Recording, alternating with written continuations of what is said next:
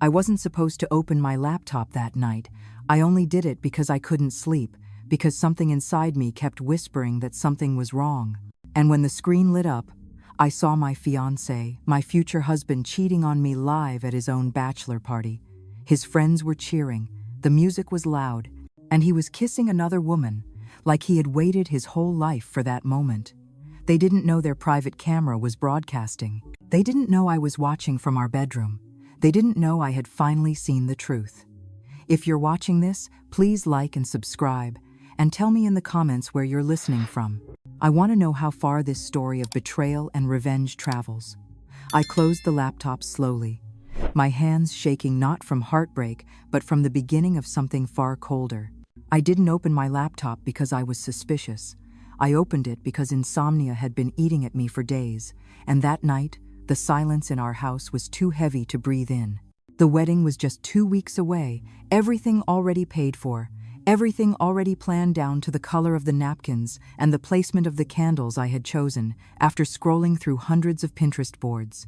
My fiancé, Ethan, had left earlier for his bachelor party, claiming it would be a quiet night with the guys, something simple, nothing wild. I believed him because trust had always been the thread that stitched us together, even when everything else felt uncertain. So I got out of bed around 1 a.m., pulled my robe around myself, and sat at the desk where my laptop waited. The screen lit up my face in the dark room, and for a moment, I felt ridiculous, like some restless ghost looking for something she hoped not to find. I opened the laptop to finish updating our wedding itinerary, not to pry, but the universe doesn't ask if you're ready before it delivers the truth. A window was already open, minimized in the corner of the screen, a tab I didn't recognize. The title read, "Private Groom Suite Cam, Live." At first, I blinked, confused. I hovered my cursor over it, wondering if it was spam or some glitch. But when I clicked, the video expanded, and the room on the screen lit up my entire face, and then my entire world collapsed inward. Ethan, my future husband, shirt half open, hair a mess, a drink in his hand. He was sitting on a couch in a private room, the kind reserved for just the guys. Except it wasn't just the guys. A woman was sitting on his lap, a blonde I'd never seen before, wearing a tight silver dress and kissing him like they had a history I knew nothing about. His hand slid around her waist, pulling her closer, and her fingers trailed down his chest as she whispered something into his neck. The other groomsmen were cheering, laughing, egging him on. It wasn't some accidental moment, some misconstrued interaction. It was intentional, physical, real, and it was happening live. My breath froze in my lungs, and for a moment, I thought I might pass out. I stared at the screen, unable to tear my eyes away. My first instinct wasn't to scream or cry, it was to rationalize. Maybe he was drunk. Maybe he thought the camera was off. Maybe someone dared him. Maybe it was a joke, but the truth has a way of burning through every excuse. He kissed her back, deeply, desperately, intimately, like the kiss of a man who forgot he was loved. Like the kiss of a man who had done this before. I didn't hear myself whisper no until the sound cracked the stillness around me. My hands trembled as I reached forward, paused the stream, then replayed it again, needing to confirm that my mind wasn't fabricating something too cruel, but it was real. Every frame was real. The betrayal was real, and what hurt the most wasn't the fact that he kissed someone else. It was the ease, the familiarity, the way his hands moved like they had memorized another body. Everything inside me shattered, quietly, cleanly, like a glass dropped on carpet, soundless but impossible to repair. I sat there, numb, staring at the frozen image on the screen. Ethan's lips pressed against the stranger's neck, her hands gripping his jaw.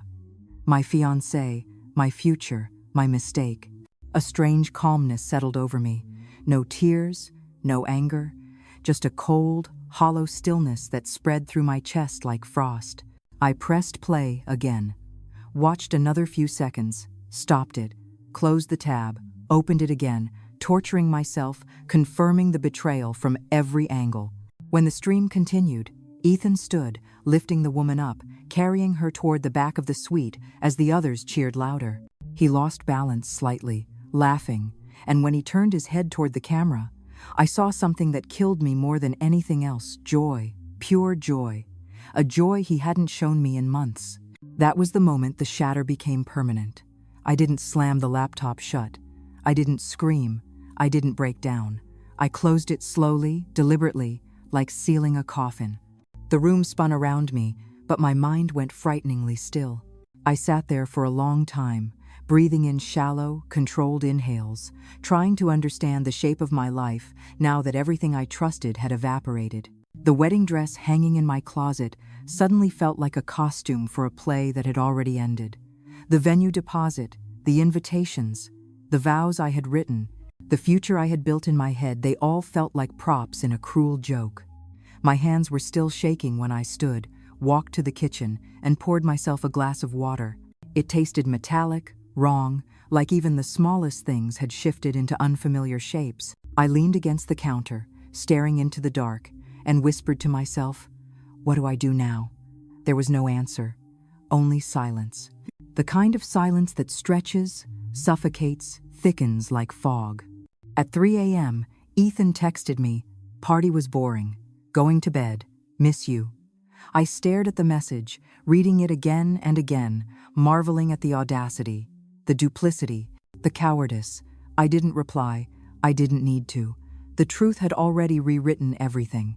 I didn't sleep the rest of the night. I just sat in bed, staring at the wall, replaying the betrayal in my mind. And when dawn finally touched the windows with pale light, I knew the world would never return to the shape it had been. I just didn't know yet that the phone call the next morning would make everything even worse. Or maybe better. Because betrayal was only the beginning.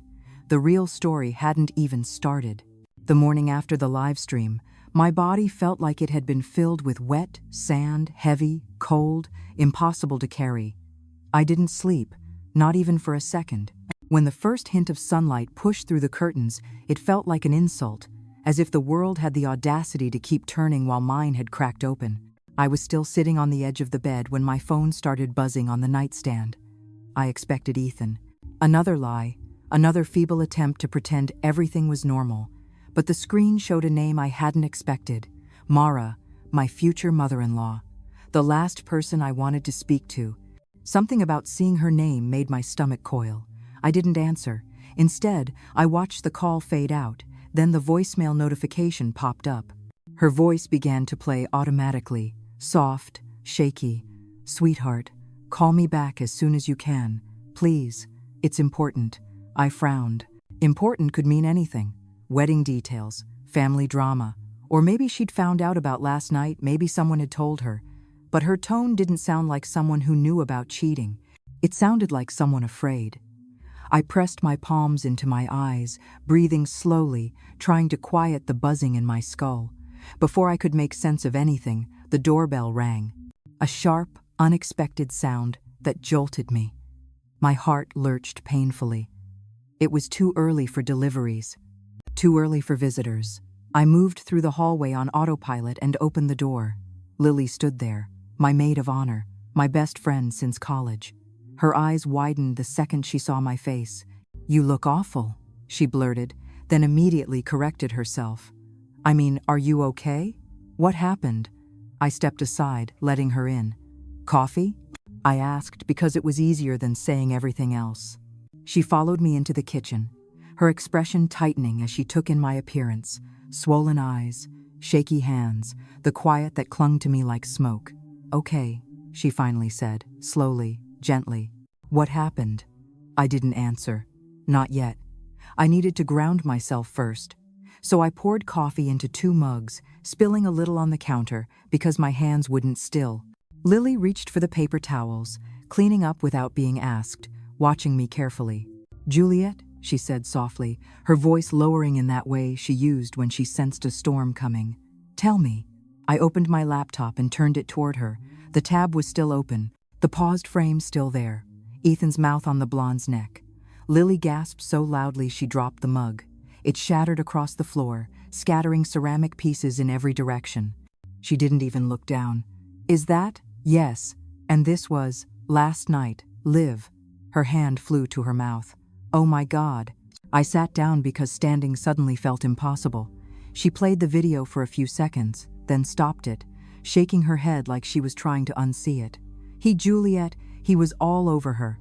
He wasn't even drunk enough to blame it on anything. No, I whispered. He wasn't. Lily sank into the chair across from me, stunned silent for a long moment. What are you going to do? She finally asked. I don't know, I said truthfully. Not yet. There was another silence. Heavy, full. Then she asked, did he text you? Yes. He said the party was boring. Lily scoffed so loudly it echoed. Of course he did. Coward. I didn't disagree. But there was something else gnawing at me, something I couldn't place. A feeling that the betrayal wasn't the whole story, only the doorway to it. And then the second sign appeared. While Lily sat there fuming, I walked into the living room to grab my phone charger. When I bent down near the couch, something metallic glinted from under the cushion. I reached for it, expecting a coin or a hairpin, but when my fingers closed around it, I froze. A hotel keycard. Not from any place Ethan and I had stayed recently, not from any venue related to the wedding. No, this one was from a luxury hotel downtown.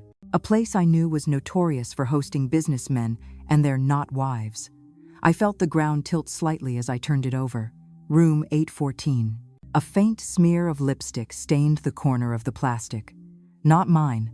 Lily looked up when I walked back into the kitchen, holding the key card between two fingers like it was toxic. What is that? She asked. I placed it on the table. It was under the couch. Her eyes widened. He didn't even bother hiding it properly. Maybe he didn't think I'd ever find it.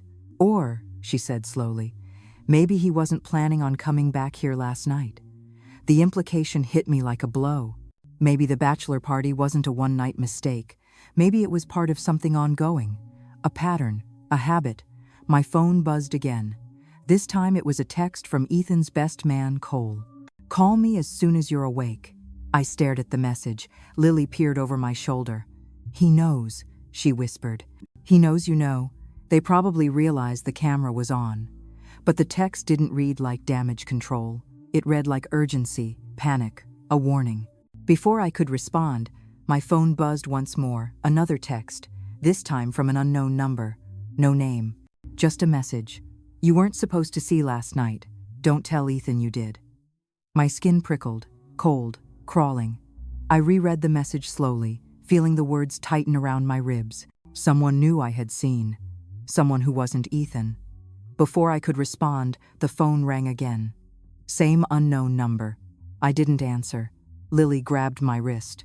Juliet, this is bad. I know. No, she whispered, gripping my hand harder. I mean, this is more than cheating. Someone's scared. Someone's hiding something. Something bigger. I looked at the key card, at the lipstick stain, at the paused live stream. The puzzle pieces began aligning themselves into a shape I wasn't ready to see. My heart thudded painfully against my ribs. Ethan's hiding something, I whispered. Lily met my eyes and nodded grimly. Yes, and whatever it is, it's worse than cheating. And that was the moment I realized this wasn't just betrayal. It was the beginning of a truth he never meant for me to find. I didn't plan to go to the hotel that morning. I didn't plan anything, really. I moved like someone underwater, pushed forward by something dark and instinctive, something that whispered that the key card wasn't just a clue, it was an invitation. Lily tried to stop me, grabbing her coat and insisting on coming along, but I shook my head. She kept begging, telling me I shouldn't go alone. But there was something about the silence right then, something about the way the truth was unfolding, that made me realize this part I had to face on my own. So I drove downtown with the key card burning in my pocket. The city was just waking up dry cleaner vans, early joggers, lights still blinking from night mode to day mode. My reflection in the elevator doors looked ghostly, drained, like the person I'd been just 24 hours earlier had evaporated into someone sharper and colder. When I entered the hotel lobby, the concierge smiled politely, not knowing he was greeting a woman walking toward the ruins of her future. The elevator ride to the 8th floor was suffocating. Every floor ding felt like a countdown. When the doors opened, the hallway stretched out before me, carpeted, quiet, smelling of expensive cleaning products and secrets. Room 814 was near the end. My hands shook as I slid the key card into the slot. For a moment, I thought it wouldn't work. But then light turned green, the lock clicked, and just like that, the hidden world opened. The room was a mess. Pillows on the floor, clothes men's and women's scattered like debris from a private disaster, a champagne bottle half empty, 2 glasses, a heel under the coffee table, a tie draped over the lamp, and on the nightstand, a lipstick tube, silver casing, same shade as the smear on the key card. My stomach twisted. I didn't know whether to scream, cry, or laugh at the absurdity. I stepped further inside. The scent in the room was unfamiliar perfume mixed with aftershave, mixed with something sickeningly sweet, something that did not belong to me. The bed was unmade, the sheets tangled, evidence of a night I had not been invited to. I felt my pulse pounding in my ears as I touched the edge of the mattress, as though I were touching a gravestone. There were 2 things I saw next that froze me completely. The first was a bracelet on the carpet, a charm bracelet, one I recognized, because it wasn't Ethan's mystery woman's, it was Mara's. His mother's, my future mother-in-law. I picked it up slowly, my breath halting. It was unmistakably hers. I'd seen her wear it at every family dinner. A gift from Ethan's father, she said. A symbol of their marriage. What the hell was she doing here? My mind spiraled, reaching for explanations. Reasonable ones, absurd ones, anything to make the pieces fit. Maybe she had been here with Ethan before the party. Maybe she lost it. Maybe no. No, the room wasn't cleaned. The bracelet hadn't been there long. It felt out of place, wrong, like a piece from another puzzle forced onto this one. My heart hammered as I searched the room more frantically now.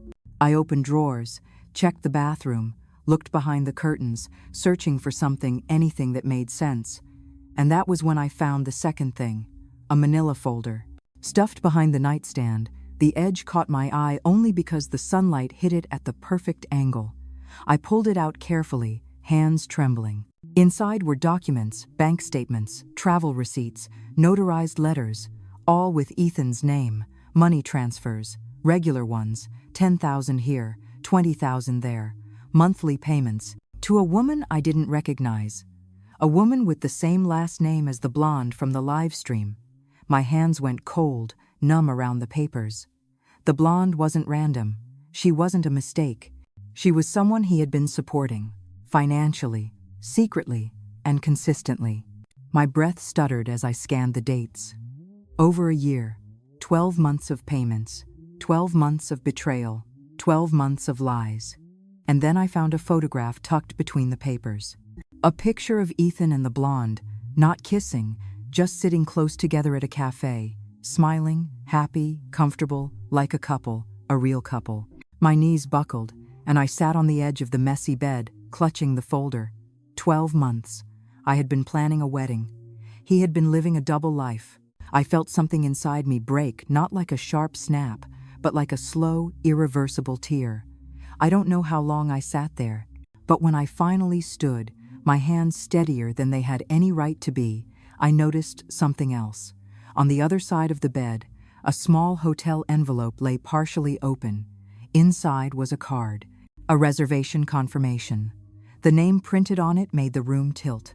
Reserved under Mara Kingsley, his mother.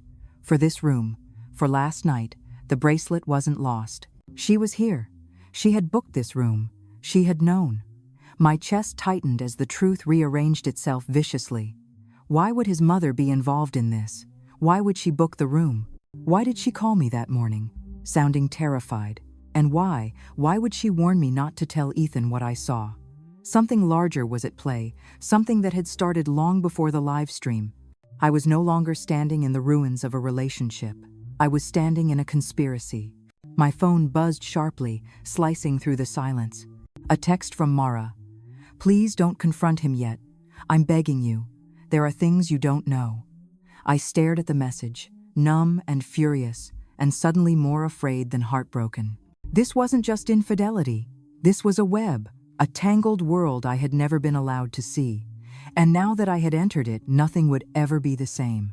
I took one last look around the room. The lipstick stain, the champagne, the papers confirming a year-long affair, the reservation under his mother's name. And then I said it aloud, cold and steady, I know. I slipped the keycard into my pocket, but he doesn't know that I know. And that was the moment everything inside me shifted from devastation to strategy. I drove home without remembering a single turn. The city blurred past the windows like a watercolor someone had poured boiling water onto, all colors melting together. My fingers gripped the steering wheel too tightly, but I couldn't loosen them. It felt like if I let go even for a second, everything inside me would burst. When I pulled into the driveway, the house looked different. Same white shutters, same brick porch, same hydrangeas I planted last spring, but it no longer felt like mine. It felt like a stage set, a perfect facade hiding the rotten things crawling behind it. I unlocked the door and stepped into the silence. It pressed against me like something alive. My legs were trembling, but I moved toward the kitchen anyway, needing something normal to hold on to coffee, water, movement, anything. But the moment I placed my purse on the counter, my knees gave out. I slid to the floor. The cold tile pressed against my palms, grounding me in a moment I never wanted to exist. In less than 24 hours, my engagement was no longer a promise. It was a crime scene. I don't know how long I sat there. Time didn't behave normally anymore. It stretched. It snapped. It folded. My phone buzzed again. A text from Ethan this time. Babe, made it home. Miss you already. Last night was amazing. Wish you could have been there. My stomach lurched. I could almost taste the bitterness in my mouth. He didn't know. He didn't know I had seen everything. He didn't know I had been in the room where he slept with another woman. He didn't know I had found the receipts, the transfers, the photograph, the reservation under his mother's name. My hands shook violently. I forced myself to breathe, slow and heavy, until my heartbeat almost matched the rhythm of the ticking clock above the sink. For a moment, I considered typing a response. Something cruel. Something that would slice him open the way he'd sliced me. But then I stopped. Something inside my mind, something sharp and cold, told me not to.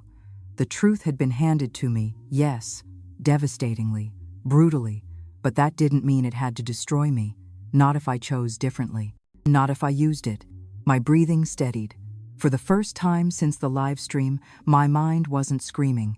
It was working, quietly, methodically. I stood up and walked to the living room. The sunlight coming through the blinds painted harsh stripes on the floor, like prison bars I hadn't noticed until now.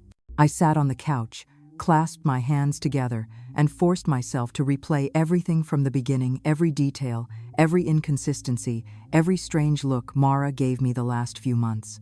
At first, I thought she didn't like me because I wasn't traditional enough. I worked too much. I didn't cook the way she expected. I had opinions. But now her behavior meant something else. Her passive-aggressive comments, her sudden generosity, the way she clung to Ethan's arm at dinners, the way she inserted herself into every part of our wedding planning. The day she told me, "Marriage is complicated, sweetheart. You'll understand someday," with a smile that didn't reach her eyes. I thought she was being unpleasant. I didn't know she was being strategic. I realized something then, something I should have realized long ago. Mara didn't dislike me. She feared me. I wasn't someone she could control. So she made sure Ethan found someone he could. A chill trickled down my spine. A thought whispered not gently, but like a blade dragging across my ribs. How long had she been orchestrating this? Because this wasn't just infidelity. It wasn't a moment of weakness, or alcohol, or bachelor party chaos. No, this was planned, coordinated, hidden. A mother doesn't book a hotel room for her son's affair unless she has something to gain. A mother doesn't beg the fiancé she betrayed to stay silent unless she's protecting something bigger, something dangerous, something worth lying for. I stood up again, pacing the room. My brain was firing like it had been asleep for years and suddenly awakened. The blonde woman, the money transfers, the 12 months of payments, the bracelet, the reservation, the live stream, Mara's panicked phone call. The more puzzle pieces I placed, the more the picture shifted, and what it revealed wasn't just betrayal. It was conspiracy. It was a cover-up, and I had walked into the center of it. My phone buzzed again. This time it was a voicemail from a number I didn't recognize. My stomach tightened as I pressed play. A man's voice, calm, careful. "Miss Miller, this is Detective Hayes. I'm calling about a report filed earlier this morning. Please contact me as soon as possible." I froze. A report? Filed about what? And by whom? I hadn't filed anything. Was this about Ethan? About the live stream? Or something worse? My pulse thundered as I replayed the message 3 times, searching for hidden meaning. Someone was moving behind the scenes.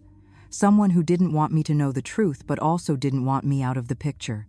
I looked around my house again, but this time with a different pair of eyes. Not the eyes of a heartbroken woman, the eyes of a hunted one. My throat dried. Could Mara have reported something? To silence me?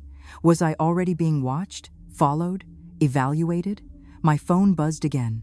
A text from Mara this time. "Please call me. We need to talk. It's urgent." I stared at the screen until my vision blurred. Then I turned the phone off. I wouldn't play their game. Not yet. Because now I understood something important, something they didn't know I had figured out. I wasn't just dealing with infidelity. I was dealing with people who were willing to lie, manipulate, pay off, and orchestrate affairs to protect their secrets. I needed to be smart. I needed proof. I needed a plan. Slowly, I walked to my office, opened the drawer of my desk, and pulled out a plain black notebook. I placed it on the table, uncapped a pen, and wrote one word at the top of the first page: Ethan. Under it, I wrote every detail I'd learned, every clue, every discrepancy. Then the next page: Mara, the bracelet, the reservation, the phone call, her warnings, her controlling behavior, her financial influence. And the last page: the blonde, her last name, the payments, her familiarity with Ethan, the live stream, the timing.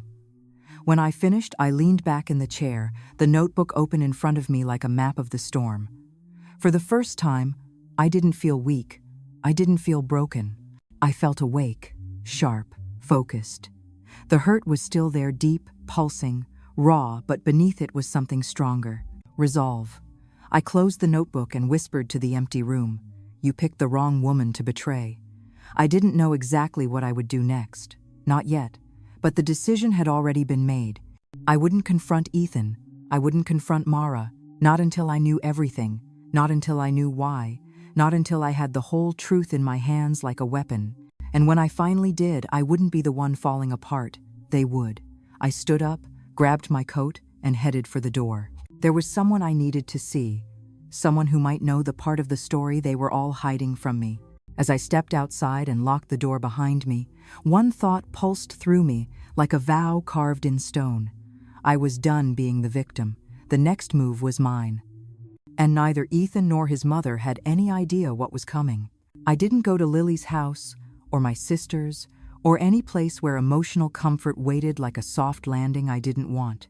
Instead, I drove straight to the one person who had always made Ethan uneasy, our old family friend, Jacob Mercer. A quiet accountant, discreet, the kind of man who noticed patterns in numbers the way other people noticed changes in the weather. Ethan never liked him. He said Jacob knew too much. Now I finally understood what that meant. When I pulled up outside Jacob's office building, my entire body was buzzing again. Fear, anger, purpose, all tangled like exposed wiring. The lobby was empty, chairs neatly aligned, a faint smell of printer ink, and old carpet clinging to the air. On the 5th floor, Jacob opened the door before I even knocked, as if he expected me. His eyes scanned my face, searching, calculating, but not pitying. "You look like someone who's ready to stop asking questions and start getting answers," he said. I didn't speak. I just handed him the manila folder from the hotel room. He spread the papers across his desk, examining them with unnerving calm. Then he nodded slowly. "I've seen these transfers before," he murmured. "Not these exact ones, but the pattern, the structure." My heart clenched. "What do you mean?" He tapped a line on one of the bank statements. "These aren't personal transfers. They're structured like payments to keep someone quiet, or compliant, blackmail, or bribery, or both." I felt the floor shift beneath me. "And look here," he continued, pointing to several dates. These line up perfectly with Ethan's business trips, but according to his itinerary, he wasn't supposed to be anywhere near those cities, I finished. The walls in my mind rearranged themselves again, revealing darker corridors behind them. For months, no, years he'd been building a separate life. Carefully, quietly, like it was a second career. There's something else, Jacob said, sighing. Ethan's mother, Mara. Her accounts intersect with his in strange ways. Money moves between them regularly. It's all legal, technically, but suspicious. My voice cracked, despite me fighting it. Why? Why would she be involved? Jacob leaned back, folding his hands. Protection, maybe. Control. Fear. But I've seen women like her. They don't do anything without a reason. My mind throbbed, my throat tightened. But I forced myself upright. I need access to everything. His accounts, his transfers, his company records. That's not easy, he warned. I'm not asking for easy, I said. I'm asking for possible. Jacob studied me for a long moment, not like a broken woman, not like someone collapsing, like someone beginning. I can help you, he said finally, but once we start, you can't go back. I nodded. I don't plan to.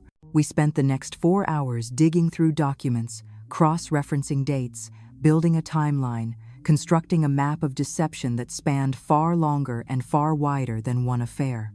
The blonde woman, the monthly payments, the hotel room. But there were more women, more transfers, more secrecy, more pieces of a puzzle I hadn't even known existed. At one point, I leaned forward, staring at a cluster of dates circled in red on Jacob's screen. What is this? 3 identical payments, he said. Each made on the same day every year. Anniversary? No, he said. Something else. What? A payoff. My stomach twisted. Payoff for what? He hesitated. I think, for silence. My hands went cold. Silence about what? He didn't answer right away. Instead, he clicked open a file I hadn't seen him pull up. A scanned document appeared old, discolored, signed by someone whose name made my pulse stop. Ethan's father. A non-disclosure agreement, connected to a legal case that had been sealed, with one word circled in the description: misconduct. I felt a wave of nausea. His father? Looks like it. And Ethan was paying for this? More likely, Jacob said. He was paying to keep it buried. For Mara, for the family name. A chill slid down my spine like ice water. The affair wasn't the problem. The blonde wasn't the problem. I wasn't collateral damage in a romance gone wrong. I was collateral damage in a generational cover-up. Suddenly, Ethan's actions made sense not as a man who fell out of love, but as a man trained to lie, raised to hide, groomed to protect family secrets at any cost, even if it meant betraying the woman he claimed to love, even if it meant orchestrating a long, elaborate distraction to keep me from discovering the truth. He didn't cheat on you because he wanted someone else, Jacob said quietly. He cheated because you got too close to something he didn't want you to see. My body tightened, my teeth clenched. The rage that rose inside me wasn't wild or explosive anymore. It was steady, controlled, like the quiet burn of a long fuse. I thanked Jacob and left his office with the folder under my arm and a storm in my chest. Outside, the wind had picked up, tugging at my coat as though trying to pull me back inside, trying to warn me. But I didn't stop. I drove home, opened the notebook again, and filled page after page connections, motives, timelines, names, payments, secrets. Ethan wasn't just a liar, he was a legacy. And Mara wasn't protecting him. She was protecting the dynasty her husband had built on other people's silence. My phone buzzed again, Ethan, calling this time. I let it ring. He called again, and again. When the 5th call came in, I stared at his name glowing on the screen, felt something twist inside me, and then let it fade to silence.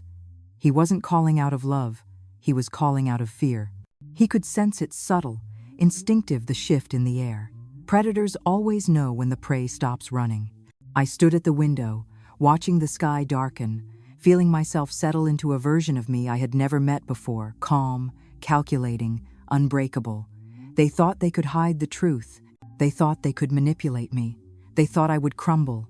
But they had no idea what kind of woman they were creating. I closed the notebook, placed the pen neatly on top, and whispered to the empty room, I just need the right moment. And when that moment came, I would not miss. I didn't sleep the night before the charity gala. I lay awake, staring at the ceiling, listening to the soft hum of the heater and the storm gathering outside. The house felt like a pressure chamber, every second, stretching, tightening, vibrating with something electric. By morning, I was no longer the same woman who had walked into that hotel room. My grief had crystallized into something sharper, something that could cut through steel, and tonight I would finally let it slice. When I stepped out of the shower, my reflection in the mirror startled me. There was no softness left. My eyes looked like they had seen a truth they could never unsee. I curled my hair deliberately, calmly, as if preparing for a coronation instead of a confrontation. My dress, deep emerald silk, clung to me like a second skin, shimmering under the soft bedroom light. A dress, Ethan had once said, made me look intimidating. Good. That was the point. The gala was a perfect stage. Hundreds of people, cameras, donors, politicians, business partners, all the people Ethan wanted to impress, all the people Mara needed on her side. All the people who had once praised us as the golden couple. Tonight, they would witness the beginning of the fall. When I arrived, the venue was already buzzing soft jazz music, drifting through chandeliers shaped like falling stars, glasses clinking, forced laughter floating above every cluster of guests. I walked through the double doors like someone stepping into fire willingly. They didn't see me at first, but heads turned quickly. Conversations paused, eyes widened. I could almost hear the silent whispers. Where's Ethan? She's alone. She looks different. I scanned the room until I found Mara near the stage, draped in silver like a queen presiding over her kingdom. She stiffened when she saw me, her lips forming a tight line. She approached me quickly, her steps sharp and precise. "What are you doing here?" she hissed under her breath. "You weren't supposed to come." I smiled faintly. And yet here I am. Her eyes darted around the room nervously, like someone trying to hide a weapon that had suddenly grown too big. "We need to talk, in private." "Oh, we will," I said. "But not yet." She grabbed my wrist. "You don't understand what's at stake." I leaned in slightly. "Don't I?" She released me as though my skin burned. Before she could respond, a burst of applause swept through the room. Ethan had arrived. I didn't need to turn. I felt him before I saw him. His easy charm, his confident stride, the mask he'd worn his entire life. But when he spotted me, something in his face fractured. He hurried toward me, loosening his tie, trying to muster a smile. "You're here," he breathed, as though I was the one doing something shocking. "You weren't answering my calls." "I was busy," I replied coolly. His eyes flicked over me, my dress, my posture, my expression, and I watched the exact moment he realized something was wrong. "We should talk," he whispered. "After the event." "No," I said, my voice calm, steady. "We'll talk now." He swallowed hard, glancing around. "Not here." "Here," I said. "Or never." Mara stepped between us, her voice trembling even though she kept it low. "Ethan, go greet the donors. I'll handle this." "Handle?" I repeated softly. "Like you handled the hotel reservation?" Her face went white. Ethan frowned. "What reservation?" I smiled without warmth. "Interesting question." Before either of them could react, the event coordinator tapped the microphone on stage. "Ladies and gentlemen, our keynote speaker this evening, Mara Kingsley." A perfect moment, the kind of gift fate rarely handed out. Mara froze, torn between two disasters. Going on stage or facing me? "Go," I whispered. "Your audience awaits." She climbed the steps stiffly. The spotlight hit her, exposing every crack in her composure. Ethan turned back to me, panic rising beneath his practiced charm. "What's going on?" he demanded. "You're scaring me." "Good," I said. "You should be scared." His jaw tightened. "If this is about last night." "Last night?" I interrupted. "You mean the hotel room your mother booked?" He blanched. "She? What?" I opened my purse, pulled out the bracelet, the photo, the receipts, and held them just long enough for him to see, not long enough for anyone else. But the terror in his eyes was visible from across the room. "Where did you get those?" he whispered. "Oh, you know exactly where I got them," I replied, "along with the documents showing you've been paying your father's hush money for years." His breath stopped entirely. I watched it happen. His shoulders fell, his pupils contracted, his mask shattered. "You weren't supposed to find out?" I finished. "I did." His voice cracked slightly. "Please, not here. Relax," I said. "I'm not the one you need to worry about tonight." His eyebrows knitted. "What does that mean?" I smiled and stepped closer. "This is just the beginning, Ethan. The real danger hasn't even arrived yet." He opened his mouth to speak, but the room suddenly erupted into chaos. A projector on stage flickered violently, glitching. The crowd murmured in confusion. Mara froze mid-sentence. And then, the screen lit up. A video played. A video from the hotel. Not the live stream. Footage. Security footage. Ethan entering the room with the blonde. Mara following half an hour later. Money exchanging hands. The two women arguing.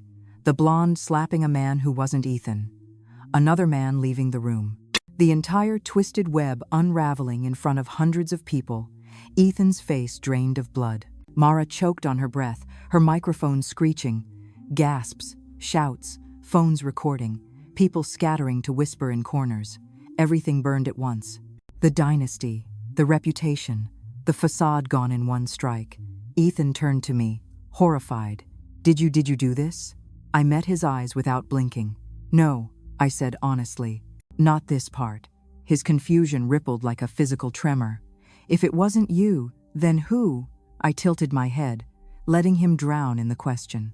"There's more you don't know, Ethan," I whispered. "Much more." He staggered backward, lost, helpless in a way I had never seen. And at that moment, watching him crumble in real time, I felt nothing but clarity. This explosion wasn't the end, it was the opening shot, and he still had no idea what was coming next. I left the gala before the police arrived. I didn't need to witness the fallout I'd engineered, or rather, catalyzed. The footage hadn't been mine, but its eruption had been perfectly timed with my presence, as though the universe itself had chosen sides. Or maybe someone else had. Either way, I walked out as the room collapsed behind me, donors whispering, journalists dialing numbers, Mara desperately trying to salvage her image, Ethan stumbling after me, only to be intercepted by security. I didn't look back. I had no reason to. The night air was sharp, cold enough to sting, but it felt like the first real breath I'd taken in days. My heels clicked against the pavement, echoing with a rhythm that felt almost triumphant. But beneath the surface of that victory was something deeper, an understanding that everything so far had only peeled back the first layer. There were still threads to pull. Still, truths buried under years of careful silencing. And I was finally ready to dig. The moment I slid into my car, my phone buzzed. Unknown number. Again. I hesitated, pulse tightening. Then I answered. "Miss Miller?" A voice said deep, smooth, clearly practiced. "This is Daniel Hartman. I'm an attorney representing several parties connected to the Kingsley family." My grip on the steering wheel tightened. "Several parties," I repeated slowly. "Yes," he said. "And we need to speak. Immediately." "About what?" "About the bomb you just dropped on one of the city's most influential families." "It wasn't me who dropped it," I replied. "But I'm glad it landed where it needed to." A brief pause. "Be that as it may, you're at the center of it now." I exhaled through my nose. "Where?" "I'll send the address," he said. "Come now, before things escalate further." The line went dead. A text appeared seconds later with a location. A glass tower downtown, one of those buildings with mirrored windows meant to intimidate the people inside more than the people outside. Perfect. I started the engine and drove. By the time I reached the parking garage, the city felt like it had shifted, rumors moving through it like fast water. The gala's scandal already spreading, tendrils of it reaching into boardrooms, group chats, and newsrooms. I walked through the revolving doors and took the elevator to the 32nd floor. When it opened, a woman in a gray suit guided me into a conference room with floor-to-ceiling windows overlooking the city. Two men were waiting. One of them stood as I entered. He was tall, late 40s, impeccably dressed, with a demeanor that screamed litigation and long nights of winning. "Miss Miller," he said, "I'm Daniel Hartman. Thank you for coming." The other man, a junior associate, maybe took notes quietly, nervously. Daniel gestured to a chair. "Sit." I didn't. "Before anything," I said, "am I being accused of something?" "Not yet," he said. "But the Kingsleys will be scrambling for someone to blame. And you are the most convenient target." "Convenient," I repeated, "not guilty." "Convenience matters more than guilt in their world," he said with a faint smile. "But I'm not here to threaten you. I'm here to make sure you don't get crushed while they try to rebuild the facade." I narrowed my eyes. "Why would you help me?" "Because," he said, sliding a folder across the table, "you're sitting on something they desperately want to keep buried. And you're holding it with a steadier hand than your ex-fiancé or his mother ever expected." I opened the folder. More documents. Bank transfers, property deeds, shell company registrations. Signatures I recognized Ethan's, Mara's, and signatures I didn't. Offshore accounts, quiet acquisitions. Payments labeled as charitable expenses that were anything but. My stomach twisted. "You know," Daniel said, "I always wondered why they chose to welcome an intelligent woman like you into their family. Women like Mara don't tolerate intelligence unless they can weaponize it. And you," he paused, studying me, "you were too perceptive, too independent. It was only a matter of time before you discovered their skeletons." I closed the folder. "How deep does this go?" "Deep enough that what happened tonight is a spark in a powder room," he said. "Deep enough that the Kingsleys' entire empire depends on keeping certain truths hidden. Deep enough that marrying into the family was never about love, it was about leverage." A cold wave washed through me. "Ethan never loved me," Daniel shrugged.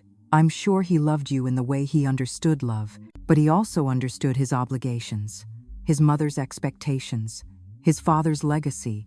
You were supposed to be the perfect piece in their chess game." I clenched my jaw. "And the affair?" "A distraction," Daniel said. "One Mara supported, maybe even facilitated." My blood chilled. "To keep me from seeing this," I said, tapping the folder. "Exactly." I sat down slowly, the room tilting, the city lights outside blurring. But there was no panic, no heartbreak, only clarity. I was done playing by their rules. "So what do you want from me?" I asked. Daniel leaned forward, fingers steepled. "To warn you," he said. "The Kingsleys will try to silence you legally, financially, socially. But you have something they don't." "What?" he smiled. "The truth. And the one thing they fear more than scandal is losing control." My breath steadied. "What are you suggesting?" "I'm suggesting," he said carefully, "that you let me help you build a case so strong they can't touch you. Not through lawsuits, not through threats, not through manipulation." I raised an eyebrow. "And in return?" "In return," he said, "you expose the parts of their empire that deserve to fall. Slowly, surgically, in ways that permanently sever their ability to hurt anyone else." For the first time that night, I felt something close to power humming under my skin. "Why me?" I asked softly. "Why trust me with this?" Daniel met my gaze. "Because you're the only one who isn't afraid of them anymore." The city lights flickered across the glass between us. He was right. Somewhere between the live stream and the gala, between Jacob's files and the hotel room, I had crossed a threshold. I wasn't afraid. Not of Ethan. Not of Mara. Not of the empire they hid behind. I stood and closed the folder. "Tell me what I need to do." Daniel's smile was subtle, approving. "The next move," he said, "is yours, and it's time to make it count." As I left the building, the city wind whipped around me, sharp and cold, but it felt like an ally rather than an enemy. I clutched the folder to my chest, knowing what it represented. Power, leverage, truth. And as I walked toward my car, my steps steady and deliberate, one thought echoed through me, quiet but certain. The Kingsleys had spent years building their dynasty on lies, and I was about to dismantle it piece by piece.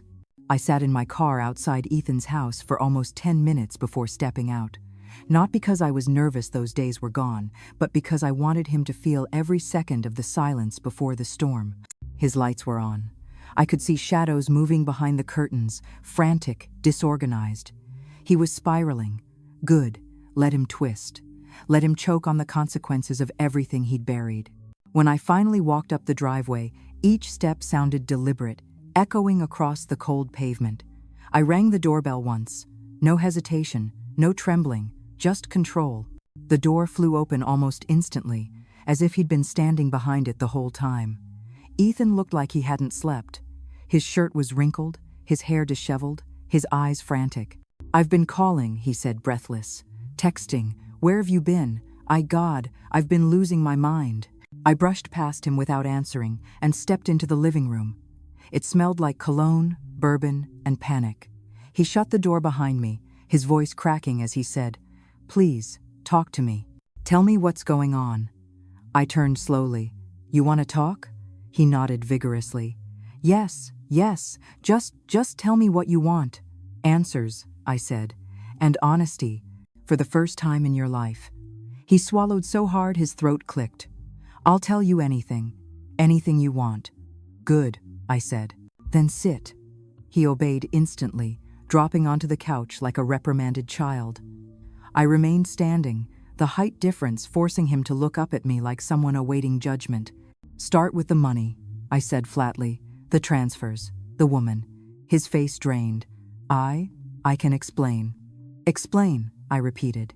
"Not justify, not excuse. Explain." He dragged a shaking hand through his hair. "It wasn't what you think.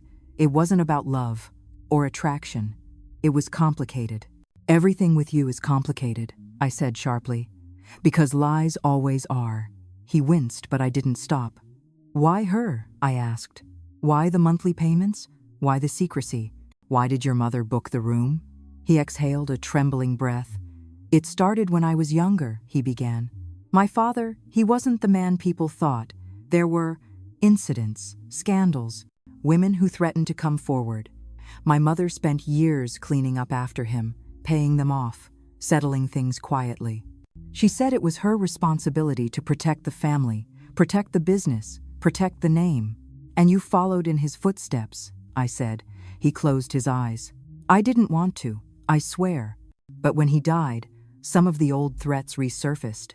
Demands, people wanting money, wanting revenge. I didn't know what to do. My mother told me to handle it the way she had." My voice went cold. "And the blonde?" She wasn't part of that. She was someone who threatened to go public about something else, something stupid that happened at a fundraiser last year. She said she'd ruin everything.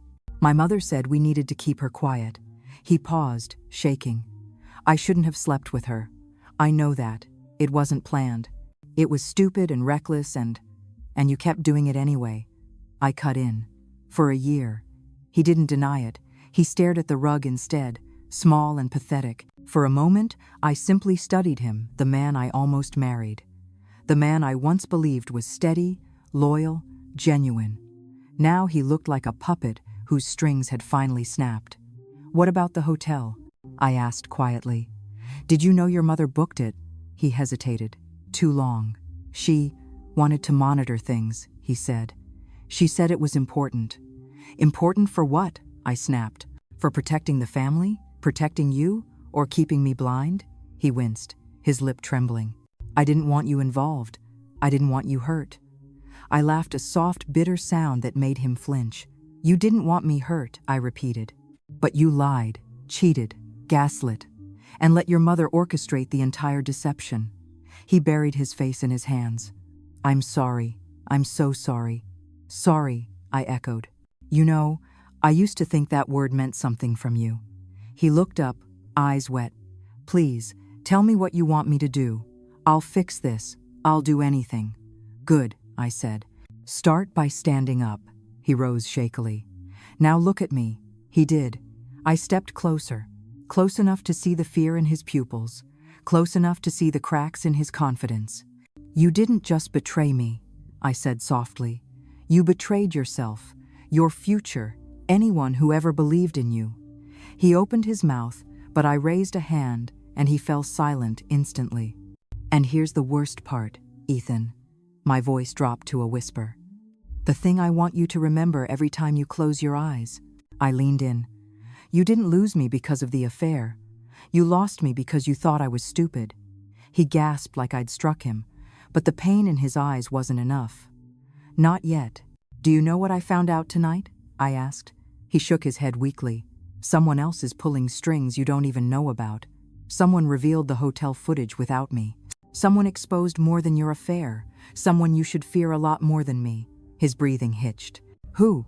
"I don't know yet," I said, "but I will." His voice cracked. "Please, don't leave. Not like this." I stepped back slowly, my presence retreating like a tide he couldn't pull back. "I left the moment you lied," I said. "Tonight is just the moment you realized it." He broke then. His knees buckled slightly as he staggered toward me, reaching as though I might still save him. But I didn't flinch. I didn't soften. I didn't catch him. I simply stood there, watching him fall apart, calm, steady, untouchable. When his hand reached for mine, I stepped back. Not harshly, not dramatically, just enough. Enough for the message to be unmistakable. "You no longer have access to me." The silence between us grew heavy, final, absolute. I walked toward the door. He whispered, "Is this the end?" I paused only once, my hand on the doorknob.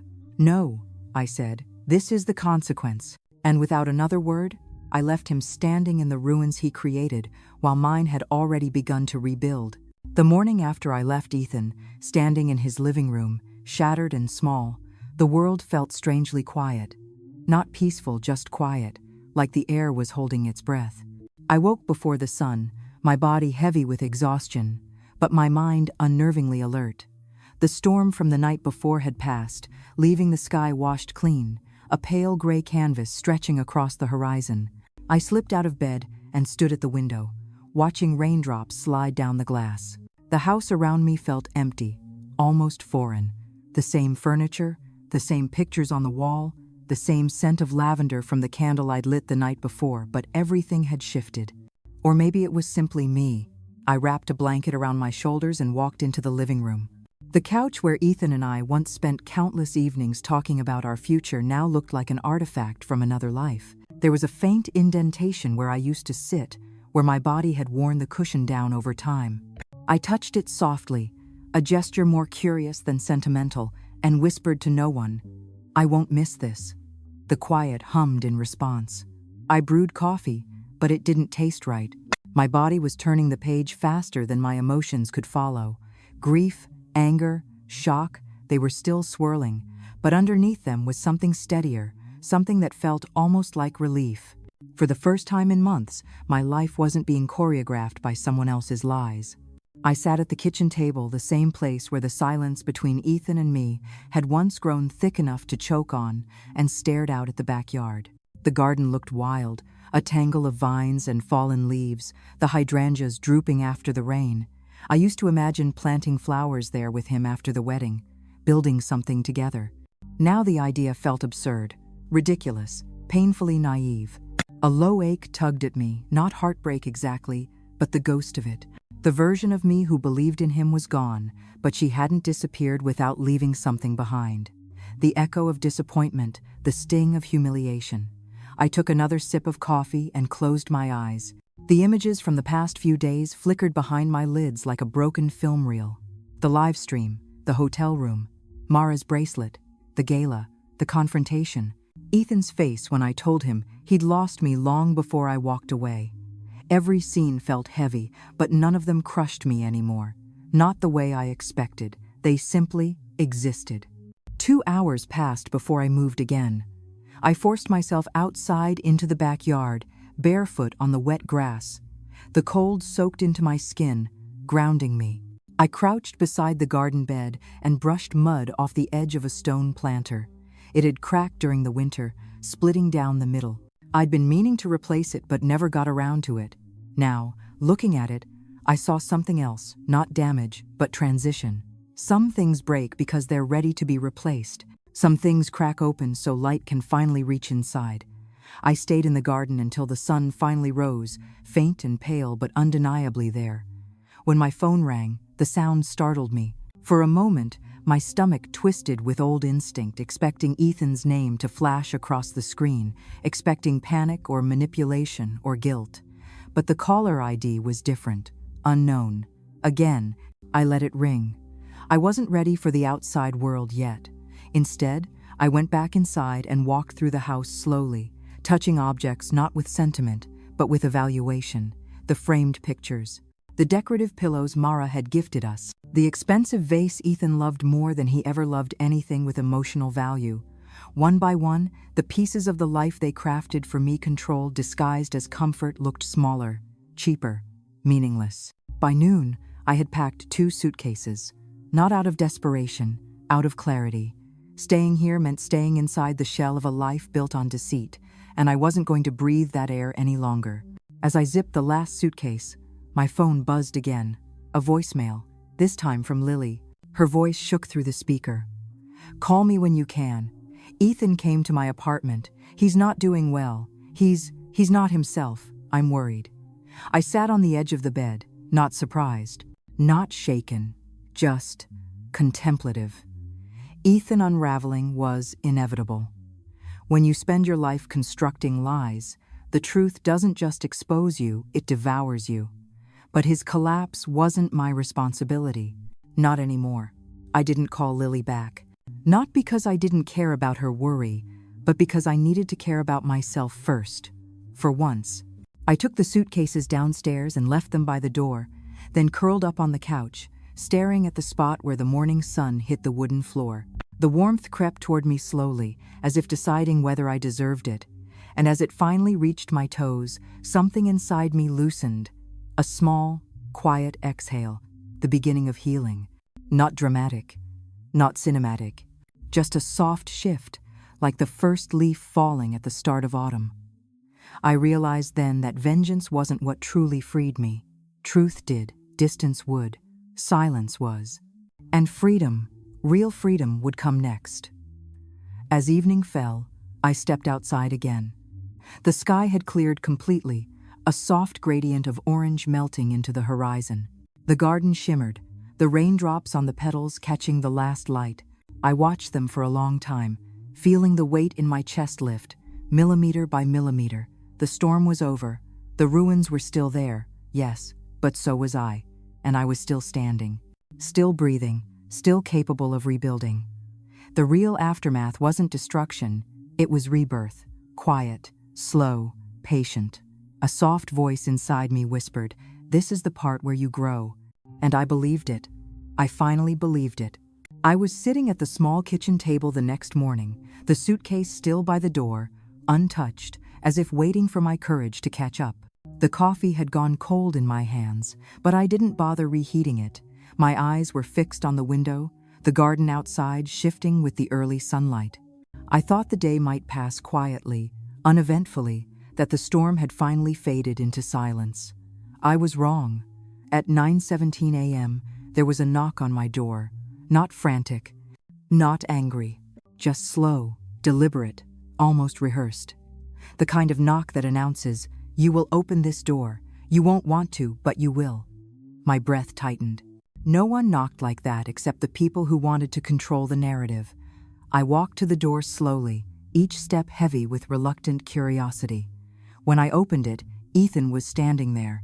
He looked hollow, not messy or disheveled. Ethan never let himself unravel that way. But his eyes, they were sunken, dark, glassy. He hadn't slept. His tie was crooked, his shirt wrinkled, and yet, even in his broken state, he still tried to paint himself as the victim. He always did. "Claire," he said softly, almost pleading. "Can we talk?" The old version of me, the one who used to shrink when he softened his voice, would have stepped aside immediately. That woman was gone. I stood in the doorway, blocking his path. "What do you want?" "Just 5 minutes," he whispered, swallowing hard. I could see the desperation in his eyes, the fear, the unraveling. But what surprised me most was something else. Shame. He had never shown that before. Not genuinely. Not without turning it into manipulation. I exhaled slowly and stepped back. 5 minutes. He entered the house like he was walking into a museum of a life he once owned. His eyes drifted across the living room, the couch, the bookshelf, the framed pictures on the wall. Every corner seemed to stab him. Good. He stopped near the window, his hands trembling slightly. Claire, he began, voice breaking. I didn't know how bad things would get. I didn't know you would see everything. I almost laughed. Almost. That's what you're worried about? I replied quietly. That I saw? He flinched. No, yes, God, Claire, I messed up. I messed up so badly. I leaned against the chair, arms crossed. You didn't mess up. You built a whole life on lies. You planned a marriage with me while sleeping with one of your friends. You humiliated me. In real time. On a live stream. Ethan covered his face with his hands, shaking. I know, and I deserve every bit of your anger, but please just listen to me. That night wasn't what it looked like. It was exactly what it looked like. I cut in coldly. You weren't drunk. You weren't confused. You weren't coerced. You were enjoying yourself. He froze. His jaw tightened. His voice turned small. It was a mistake. A mistake you repeated the next morning, I reminded him. Silence, heavy, suffocating. Ethan inhaled shakily. I came because I need to explain everything, and because I think I'm losing my mind without you. There it was, not remorse. Dependency. Ethan wasn't mourning losing me, he was mourning losing control. I met his eyes. You're not losing your mind, you're losing your puppet. He blinked rapidly, tears gathering. But I saw it clearly. The tears weren't for me, they were for him. He stepped closer as if testing boundaries. I woke up this morning in a panic. I kept thinking about how you looked when you walked out. Cold, detached, like I was nothing to you. You were nothing to me, I replied calmly. Long before I walked away, tears slipped down his cheeks, not loud, not dramatic, just quietly pathetic. Claire, I need help. I need you. You need a therapist. Or two. I need you, he repeated desperately, reaching for my hand. I stepped away. The rejection hit him like a blow. Please, he whispered. I can't, my life is falling apart. My fiancé left me. My reputation is in ruins. My job. None of that is my problem, I said sharply. He stared at me, as if hearing the truth for the first time, as if the world had flipped upside down. You always forgave me before, he murmured, confused. I nodded. Yes. And you mistook forgiveness for weakness. He sank onto the couch, the same place where we once sat planning our wedding. Now he looked like a ghost haunting the memory of a home that wasn't his anymore. Claire, I love you. The sentence hung in the air, brittle as glass. I almost pitied him. Almost. Ethan, I said softly, you don't love people, you use them. And when they stop being useful, you replace them. Until now. He looked up at me, broken. Please don't do this, he said. Please don't be cruel. I inhaled deeply. Cruel is what you filmed. He flinched again, hands trembling harder. I didn't film it. You allowed it. Silence again. He tried one last time, his voice desperate, almost childlike. Claire, what do you want from me? Tell me. I'll do anything. Anything. I stepped toward him, just enough to make him listen. I want you to leave, I said quietly. I want you to walk out of this house, this relationship, this fantasy you built in your head. I want you to accept that I am not coming back. Ever. His eyes widened, his mouth opened like he couldn't breathe. Claire, your 5 minutes are over. For a moment he didn't move. Then something inside him snapped. His shoulders sagged. His face crumpled, and he stood. He walked to the door slowly, like someone being led to an execution. When he reached the threshold, he turned back. This isn't the end, he said weakly, as if trying to convince himself. You'll miss me. I held his gaze. That's the difference between us, Ethan, I replied. You miss losing control. I don't miss you. He swallowed hard. Then he stepped outside. I shut the door behind him. The click echoed through the house like a final verdict. I locked it. Then I leaned my head against the wood and exhaled. Long, deep, weightless. For the first time, his absence felt like freedom. That night, after Ethan left my doorstep with the hollow look of a man who'd finally been denied the thing he thought he was entitled to, the house settled into a silence different from the days before.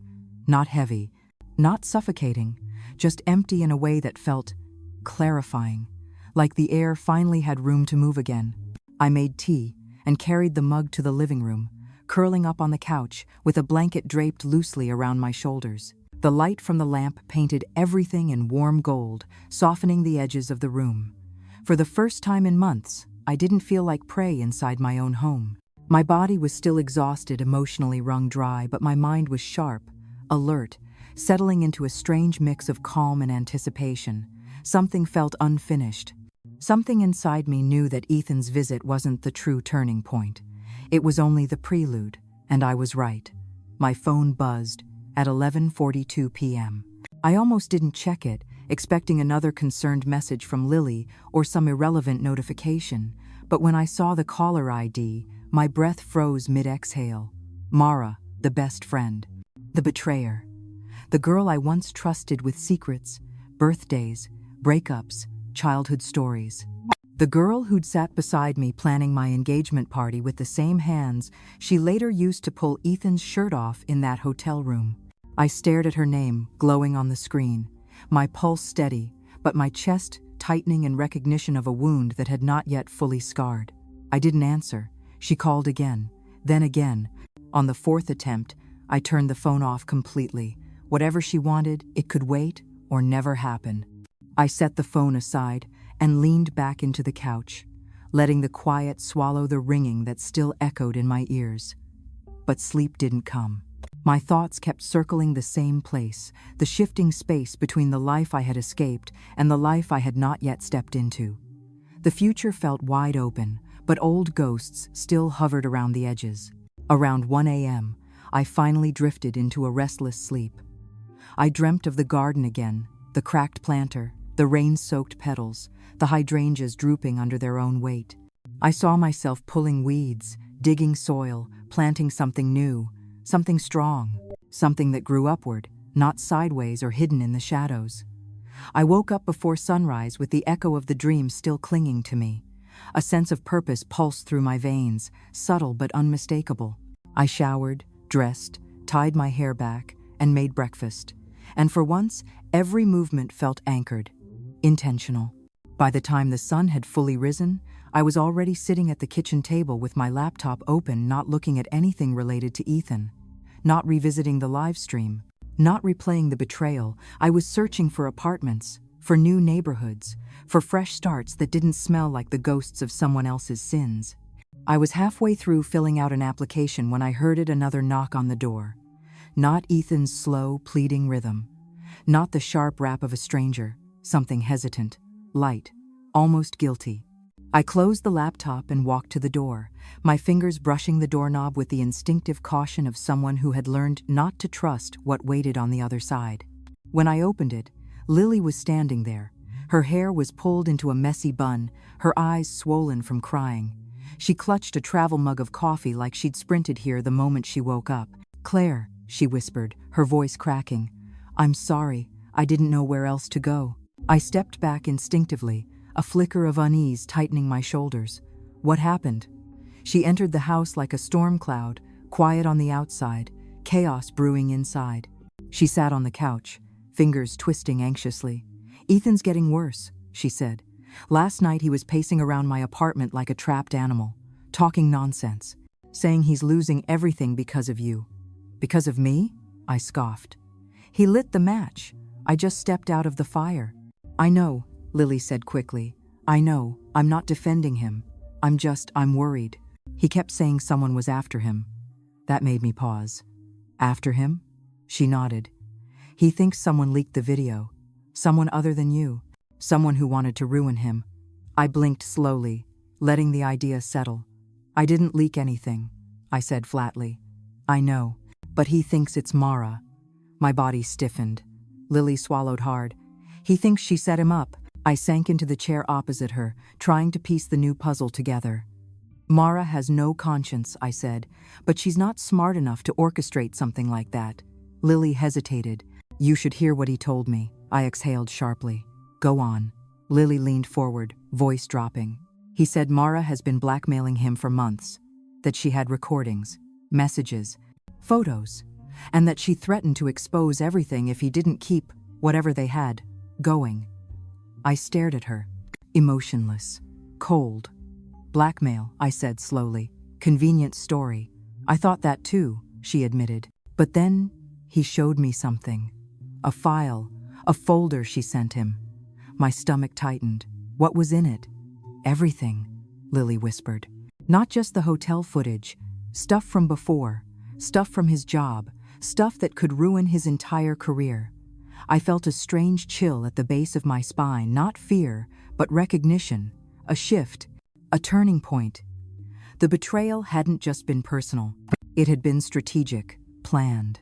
I leaned back slowly, my pulse steady but my mind accelerating with sharp clarity.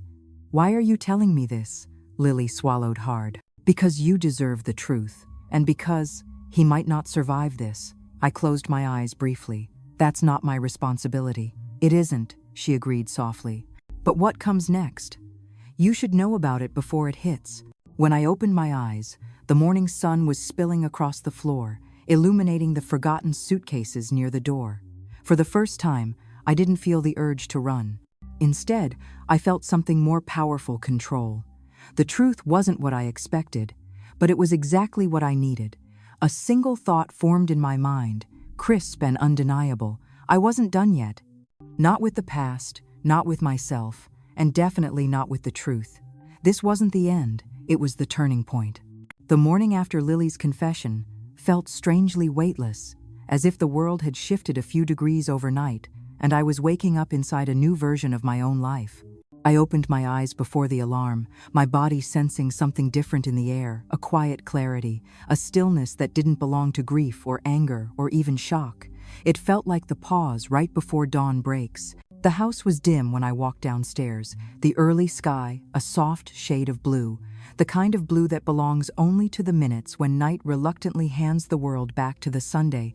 I opened the back door and stepped into the yard barefoot, feeling the cold dew kiss my skin. The hydrangeas were heavy with moisture, their petals trembling from the chill, but there was something new in them today. Light. They seemed to glow faintly, as if they, too, were waking from a long storm. I stood there for a long moment, inhaling the cool air, grounding myself in the fragile magic of the early morning. The last 24 hours replayed quietly in my mind: Ethan's meltdown, his desperate visit, the truth about Mara, the revelation that the betrayal went deeper and darker than I ever imagined. But something inside me felt still, not numb, not hardened, just steady. A soft acceptance had begun to settle in my bones, like dust finding its place. I wasn't angry anymore. I wasn't broken. I wasn't waiting for an apology or a breakdown or an explanation. I had seen enough. I had heard enough. And I had survived enough. The universe had shown me every shade of the truth, every fracture, every lie, every twisted thread. And now, finally, it was letting me go. As the sun crept higher, painting the horizon with soft streaks of gold, I walked back inside and made tea, my hands steady for the first time in months. I set the mug on the counter when a knock echoed through the house. Different from before, not forceful, not hesitant, quiet, soft, a goodbye knock. I knew it was him before I even reached the door. When I opened it, Ethan stood there, but this time he didn't look desperate or frantic or manipulative. He just looked tired, his shoulders slumped, his eyes hollow, his voice small. "Claire," he whispered, "I won't stay long." I stepped aside without saying anything. He didn't enter far, just enough to stand in the hallway, like a man revisiting the ghosts of a home he no longer had the right to claim. He held a small envelope in his hand. His fingers trembled around it. "I needed to give you this," he said quietly, "and I needed to tell you I'm checking into a clinic today, for real this time." I studied him. There was no performance in his face, no agenda, just truth broken and raw. "Good," I said softly. He nodded, swallowing hard. "I know I don't deserve forgiveness. I know I can't fix anything I ruined. But I wanted you to know that what you saw that night, it wasn't who I wanted to be. But it was who you were," I reminded him gently. He flinched but nodded. "Yes," he whispered, "and I'm sorry. Not because I lost you, but because I hurt you." For the first time, he didn't sound like a man begging for control. He sounded human, fallible, small. He extended the envelope toward me. I stared at it. "What is this?" Closure, he said, my final apology, and something you deserve to know. I took it from him, the paper warm from his hands. He stepped back, his eyes glistening. Goodbye, Claire. Goodbye, Ethan. He walked away without looking back. For the first time, I didn't watch him leave. I closed the door gently and carried the envelope to the kitchen table. The paper inside was a letter handwritten. His handwriting uneven, jagged, nothing like the confident script he always used. It spoke of shame, regret, the truth about Mara, admissions about his fears, his insecurities, the pieces of a man I never actually knew. And finally, at the bottom, you deserved a love that wasn't borrowed, stolen, or shared. I hope you find it, even if it isn't me. I sat there silently after reading it, letting the words flow through me without piercing me. They didn't heal the past, but they released the weight of it. I folded the letter, placed it back in the envelope, and walked to the backyard. The sun was fully rising now, spilling gold across the grass, igniting the world in warmth. I crouched beside the hydrangeas and dug a small space in the soil with my fingers. I placed the envelope inside, covering it gently with earth. It felt symbolic, not burying the past out of pain, but out of completion, out of choice, out of peace. When I stood, the sun hit my face fully, warm and steady. For the first time, I let myself breathe deeply, truly, freely. The world felt new, vast, open, and so did I. I went inside, grabbed the suitcases from the door, and rolled them onto the porch. Not running, not fleeing, not escaping, moving forward, choosing myself, choosing a life with room to bloom. As I locked the door behind me, a quiet thought formed in my mind, gentle, hopeful, certain. This isn't the end of my story, it's the beginning. The sun rose higher, lighting my path, and I walked into the new day without looking back. If you enjoyed this story, make sure to like, subscribe, and comment below. Tell me where you're listening from and whether you've ever witnessed a betrayal this shocking. Your support helps these stories travel even further.